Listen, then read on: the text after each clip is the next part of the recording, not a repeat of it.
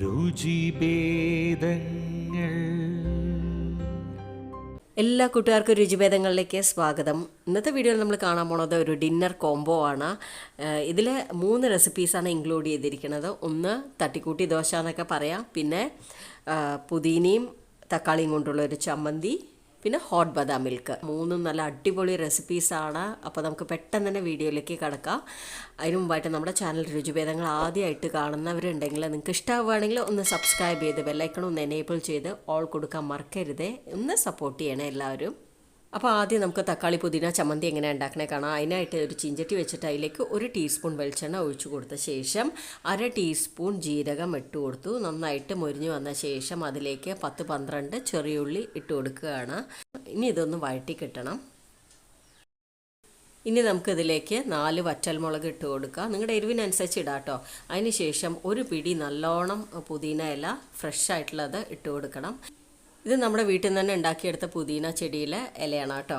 അപ്പോൾ നല്ല ഫ്രഷ് ആയിരിക്കും. നമുക്ക് കുക്ക് ചെയ്യണ സമയത്ത് പറിച്ചെടുത്തിട്ട് വന്നിട്ട് നമുക്ക് ഉണ്ടാക്കാൻ പറ്റും. പുതിന ഒന്ന് വാടി കിട്ടിക്കഴിഞ്ഞാൽ അതിലേക്ക് 2 വലിയ തക്കാളി ചെറുതായിട്ട് അരിഞ്ഞത് ഇട്ട് കൊടുക്കുകയാണ്. ഇതിനി നന്നായിട്ട് വഴണ്ടി നല്ല ഒരു പേസ്റ്റ് പോലെ ആവണം കേട്ടോ. പിന്നെ ഇതിൽ നിങ്ങൾക്ക് വേണമെങ്കിൽ വെളുത്തുള്ളി ചേർക്കാം. എനിക്ക് വെളുത്തുള്ളിയുടെ ഫ്ലേവർ ഇതിൽ ഇഷ്ടമില്ലാത്തത് കൊണ്ട് ഞാൻ ചേർക്കണില്ല. ഇനി ആവശ്യത്തിലുള്ള ഉപ്പും ചേർത്ത് കൊടുത്ത ശേഷം 1/2 ടീസ്പൂൺ മഞ്ഞൾപ്പൊടി, 1/2 ടീസ്പൂൺ കായപ്പൊടി ഇതും കൂടെ ഇട്ട ശേഷം നന്നായിട്ട് ഒന്നും കൂടെ ഇതിൻ്റെ പച്ചവാസന പോകാനായിട്ട് ഒന്ന് ജസ്റ്റ് ചൂടാക്കി എടുത്താൽ മതി. ഇനി ഫ്ലെയിം ഓഫ് ചെയ്ത ശേഷം നന്നായിട്ട് ആറാനായിട്ട് വെക്കുക. അതിന് ശേഷം മിക്സിയുടെ ചെറിയ ജാറിലിട്ടിട്ട് നന്നായിട്ടൊന്ന് അരച്ചെടുക്കുക. ഇതിങ്ങനെ കഴിക്കാൻ നല്ല ടേസ്റ്റാണ്. പക്ഷെ ഞാൻ ഒന്ന് താളിച്ചിടുന്നുണ്ട്. അതിനായിട്ട് ഇവിടെ 1 ടേബിൾ സ്പൂൺ വെളിച്ചെണ്ണ ഒഴിച്ചു കൊടുത്ത ശേഷം 1 ടീസ്പൂൺ കടുക്, പിന്നെ 2 കപ്പലമുളക്, അതായത് വറ്റൽമുളക്, അതും കൂടെ ഇട്ട് കൊടുത്ത് വഴറ്റിയെടുത്ത ശേഷം നമ്മുടെ ഈ ചമ്മന്തിയുടെ മുകളിലായിട്ട് ഇട്ട് കൊടുക്കുകയാണ്. അതിന് ശേഷം നന്നായിട്ട് മിക്സ് ചെയ്ത ശേഷം കഴിക്കാവുന്നതാണ്. ഇനി അടുത്ത റെസിപ്പിയിലേക്ക് കടക്കുക. ഒരു തട്ടിക്കൂട്ട് ദോശയാണ്. അതിനായിട്ട് മിക്സിയുടെ വലിയ ജാർ എടുത്തിട്ടുണ്ട്. അതിലേക്ക് 1 കപ്പ് ചോറിട്ട് കൊടുക്കുകയാണ്.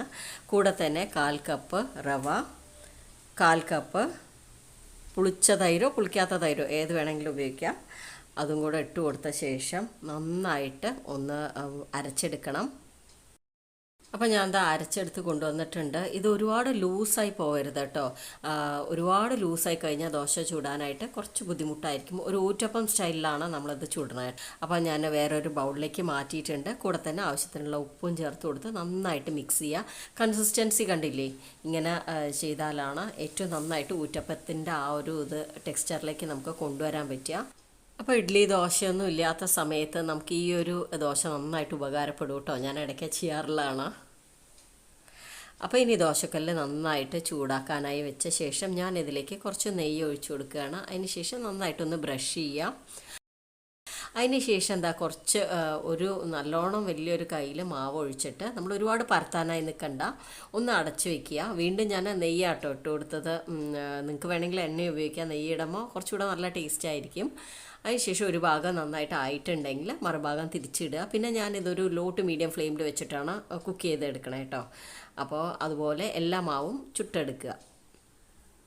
ഇനി നമുക്ക് 3ാമത്തെ റെസിപ്പി ആയിട്ടുള്ള ഹോട്ട് ബദാം മിൽക്ക് കാണാം. അതിനായിട്ട് ഞാനിവിടെ 5 ബദാം എടുത്തിട്ടുണ്ട്. അത് കുറച്ച് നേരം ചുടുവെള്ളത്തിലൊന്ന് സോക്ക് ചെയ്ത് വെക്കുകയാണെങ്കിൽ ഒരു അരമണിക്കൂറൊക്കെ കേട്ടോ ഒന്ന് സോക്ക് ചെയ്ത് വെക്കുകയാണെങ്കിൽ എളുപ്പത്തിൽ നമുക്ക് തോല് കളയാൻ പറ്റും. അങ്ങനെ തോല് കളഞ്ഞ് എടുത്ത് വെച്ചതാണ്. ഇനി മിക്സിയുടെ ചെറിയ ജാറിലിട്ടിട്ട് ഇത് നന്നായിട്ടൊന്ന് അരച്ചെടുക്കണം. കൂടെ തന്നെ നമുക്ക് വേണമെങ്കിൽ കുറച്ച് പാല്, ഏകദേശം ഒരു 1/4 കപ്പ് പാലും കൂടെ ഒഴിച്ച ശേഷം നല്ല ഫൈൻ പേസ്റ്റായിട്ട് അരച്ചെടുക്കണം. അപ്പോൾ ഞാൻ നന്നായിട്ട് അരച്ചെടുത്ത് കൊണ്ടുവന്നിട്ടുണ്ട്. ഇനി ഒരു പാൻ വെച്ചിട്ട് അതിലേക്ക് 2 ഗ്ലാസ് പാൽ ഒഴിച്ചു കൊടുക്കുകയാണ്. നല്ല കട്ടിയായിട്ടുള്ള പാലൊക്കെ ആണെങ്കിൽ ഉണ്ടല്ലോ നല്ല ടേസ്റ്റ് ഉണ്ടാവും. ഈ ഒരു ഗ്ലാസിൻ്റെ അളവിലാണ് ഞാൻ എടുക്കണത് കേട്ടോ. എടുത്ത ശേഷം അതിലേക്ക് കുറച്ച് കുങ്കുമപ്പൂ, ഓപ്ഷണലാണ്, ഉള്ളവർ ചേർക്കുക, ഇല്ലാത്തവർ സ്കിപ്പ് ചെയ്യാം. അപ്പോൾ ഇനി ഇത് നന്നായിട്ടൊന്ന് വറ്റി വരണം, ചെറുതായിട്ടെങ്കിലും ഒന്ന് വറ്റി വരണം. അതിന് ശേഷം ആവശ്യത്തിനുള്ള പഞ്ചസാര ഇട്ട് കൊടുക്കുക. പിന്നെ ഞാനിതിലേക്ക് കുറച്ച് ഒരു നുള്ള് മഞ്ഞൾപ്പൊടി കൂടെ ഇട്ട് കൊടുക്കുകയാണ്. അപ്പോൾ ഇനി ഇതെല്ലാം കൂടെ നന്നായിട്ട് യോജിച്ച് വന്നു കഴിഞ്ഞാൽ നമുക്ക് അതിലേക്ക് നേരത്തെ അരച്ച് വെച്ച ബദാം പേസ്റ്റ് ഇട്ട് കൊടുക്കണം.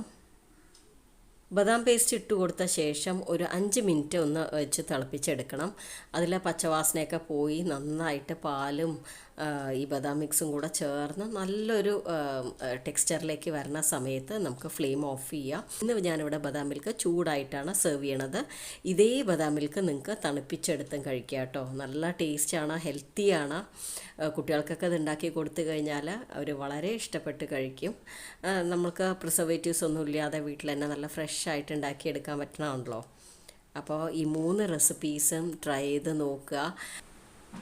അപ്പോൾ പുതിന തക്കാളി ചമ്മന്തി നമുക്ക് ഇഡ്ഡലി, ദോശ, ആപ്പത്തിനൊക്കെ നല്ല കോമ്പിനേഷനാണ്. പിന്നെ അരിയൊന്നും ആവില്ലാത്ത സമയത്ത് നമുക്ക് ഈ ദോശ ഉണ്ടാക്കാം. അതുപോലെ തന്നെ ബദാം മിൽക്ക് നമുക്ക് എപ്പോൾ വേണമെങ്കിലും ഉണ്ടാക്കി കഴിക്കാം. അപ്പോൾ എല്ലാവരും ട്രൈ ചെയ്ത് നോക്കുക. നിങ്ങൾക്ക് വീഡിയോ ഇഷ്ടപ്പെട്ടിട്ടുണ്ടെങ്കിൽ ഫീഡ്ബാക്കിലൂടെ കമൻറ്റ് അറിയിക്കുക. പിന്നെ വീഡിയോ ലൈക്ക് ചെയ്യുക, ഫ്രണ്ട്സ് ഫാമിലിക്കൊക്കെ ഒന്ന് ഷെയർ ചെയ്ത് കൊടുക്കുക. സബ്സ്ക്രൈബ് ചെയ്യാത്തവർ സബ്സ്ക്രൈബ് ചെയ്ത് ഒന്ന് സപ്പോർട്ട് ചെയ്യണേ. താങ്ക്